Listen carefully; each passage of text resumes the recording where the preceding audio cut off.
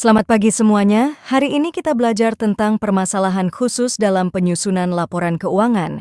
Siapa di sini yang tahu apa tantangan terbesar dalam membuat laporan keuangan? Bu, tantangan terbesarnya adalah mengerti apa yang ada di laporan itu. Memang benar, Rudy. Tapi kalau kalian memperhatikan hari ini, saya jamin kalian akan lebih paham.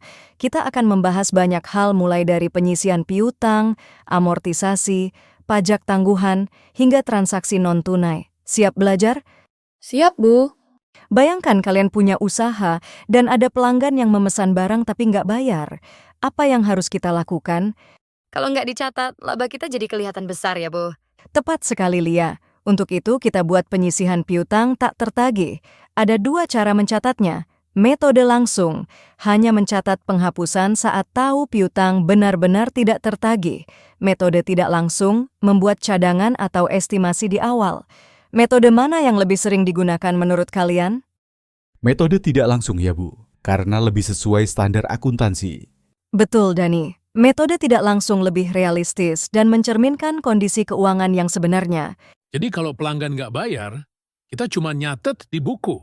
Nggak perlu ngejar utangnya ya, Bu. Betul, Rudy. Tapi tetap kita harus berhati-hati memilih pelanggan. Pertanyaan berikutnya, apakah penyisian piutang memengaruhi arus kas kita? Tidak ya, Bu. Karena itu cuma pencatatan, bukan uang tunai yang keluar. Benar sekali, Merina. Tapi ada yang perlu diperhatikan. Dalam laporan arus kas metode tidak langsung, kita tetap mencatat perubahan saldo penyisihan. Jika penyisihan bertambah, kita tambahkan kembali ke laba bersih untuk menghitung arus kas bersih. Oh, jadi ini dimasukkan sebagai penyesuaian di bagian arus kas operasional ya, Bu? Tepat sekali, Lia.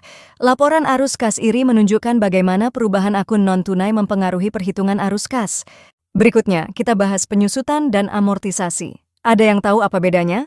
Penyusutan untuk aset berwujud seperti mesin, amortisasi untuk aset tidak berwujud seperti paten. Betul sekali, Dani. Keduanya adalah biaya non-tunai yang mengurangi laba bersih tapi tidak memengaruhi kas. Dalam laporan arus kas, kita tambahkan kembali biaya ini ke laba bersih. Berarti kalau aset kita sudah tua, kas kita tetap muda ya, Bu? Analogi yang menarik, Rudy. Tapi ingat, penyusutan itu penting untuk mencerminkan kondisi aset yang sebenarnya. Kita lanjut ke pajak penghasilan tangguhan. Apa itu menurut kalian? Bu, itu pajak yang ditunda bayar kan? Kayak hutang janji bayar kosan. Hahaha. Iya, Rudy. Tapi dalam akuntansi, pajak tangguhan mencerminkan perbedaan waktu pengakuan pendapatan atau biaya antara laporan keuangan dan pajak. Contohnya, jika liabilitas pajak tangguhan naik 1 miliar rupiah, itu menurunkan laba bersih, tapi tidak memengaruhi kas. Jadi, pajak tangguhan itu kita tambahkan kembali ke laba bersih di laporan arus kas ya, Bu? Benar sekali. Berikutnya, mari bahas transaksi non-tunai yang signifikan. Misalnya, perusahaan membeli aset dengan menerbitkan saham. Apakah transaksi ini dicatat di arus kas? Tidak ya, Bu. Karena tidak ada uang tunai yang keluar. Benar, Rina.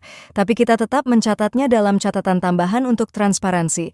Contoh lain adalah konversi utang jadi saham. Berarti laporan arus kas hanya untuk transaksi yang melibatkan uang tunai, ya Bu? Tepat sekali, Dani.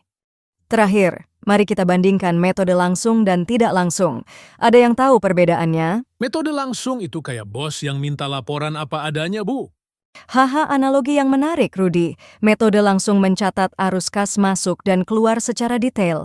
Metode tidak langsung dimulai dari laba bersih, lalu menyesuaikannya dengan perubahan akun non-tunai dan aset liabilitas lancar. Kebanyakan perusahaan pakai metode tidak langsung ya, Bu? Betul sekali, karena lebih praktis.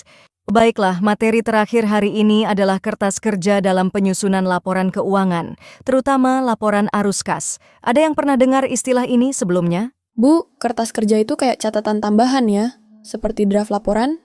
Benar, Rina. Kertas kerja itu semacam lembar kerja atau spreadsheet yang membantu kita menyusun laporan arus kas dengan rapi. Misalnya, kita mencatat saldo awal dan akhir setiap akun, lalu menghitung perubahannya. Semua data ini dirangkum untuk mempermudah penyusunan laporan. Contoh ini menunjukkan bagaimana kita menyusun laporan arus kas metode tidak langsung. Pertama, masukkan saldo awal dan saldo akhir setiap akun di laporan posisi keuangan. Kedua, analisis perubahan di setiap akun dan catat dampaknya terhadap arus kas di kolom rekonsiliasi. Terakhir, total perubahan kas dihitung di bagian bawah. Oh, jadi semua data di kertas kerja ini nantinya langsung masuk ke laporan arus kas? Tepat sekali.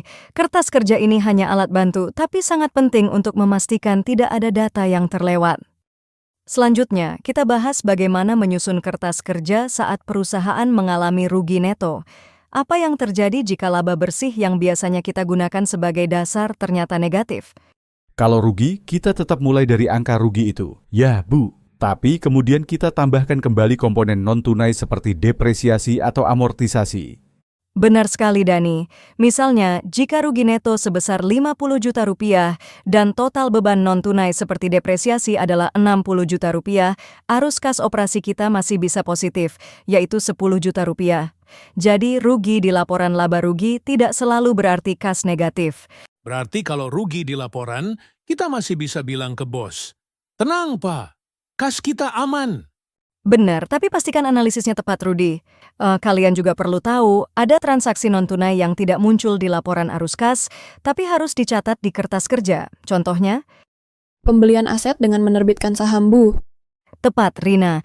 Contoh lainnya adalah konversi utang menjadi saham atau pertukaran aset non-moneter. Transaksi ini tidak melibatkan kas, tapi harus dicatat dalam catatan tambahan untuk transparansi. Jadi kalau kertas kerja ini sudah selesai, kita bisa langsung menyusun laporan arus kas ya, Bu? Betul sekali, Lia. Tapi ingat, pastikan semua saldo dan transaksi sudah dianalisis dengan benar. Selain itu, laporan arus kas juga membutuhkan pengungkapan tambahan, terutama untuk pajak penghasilan, bunga, dan dividen. Ada yang tahu bagaimana ini dilaporkan? Bunga yang dibayarkan dan diterima biasanya masuk arus kas operasi ya, Bu. Sedangkan dividen yang dibayarkan masuk arus kas pendanaan. Betul sekali, Dani. Pajak penghasilan umumnya juga dicatat sebagai arus kas operasi, kecuali jika terkait dengan aktivitas investasi atau pendanaan. Lihat bagaimana setiap komponen dicatat di laporan arus kas. Informasi ini sangat penting untuk memahami likuiditas dan kondisi keuangan perusahaan. Wah, sudah hampir selesai. Sebelum kita akhiri, saya ingin kalian mengingat poin-poin penting dari materi hari ini. Penyisihan piutang tak tertagih membantu memperkirakan piutang yang tidak tertagih. Amortisasi dan depresiasi adalah biaya non-tunal yang perlu disesuaikan dalam laporan arus kas. Kertas kerja mempermudah penyusunan laporan arus kas dengan mencatat saldo awal, perubahan, dan saldo akhir akun.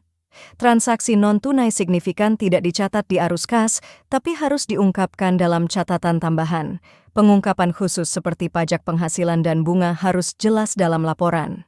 Bu, kalau saya buat laporan pakai kertas kerja, bos pasti bangga ya. Asal datanya benar, Rudi. Jangan lupa, ketelitian adalah kunci di akuntansi. Terima kasih, Bu. Saya jadi lebih paham sekarang. Laporan keuangan ternyata seperti puzzle, ya? Benar sekali, Rina. Dan tugas kita adalah memastikan setiap potongan puzzle berada di tempat yang tepat. Sampai jumpa di kelas berikutnya.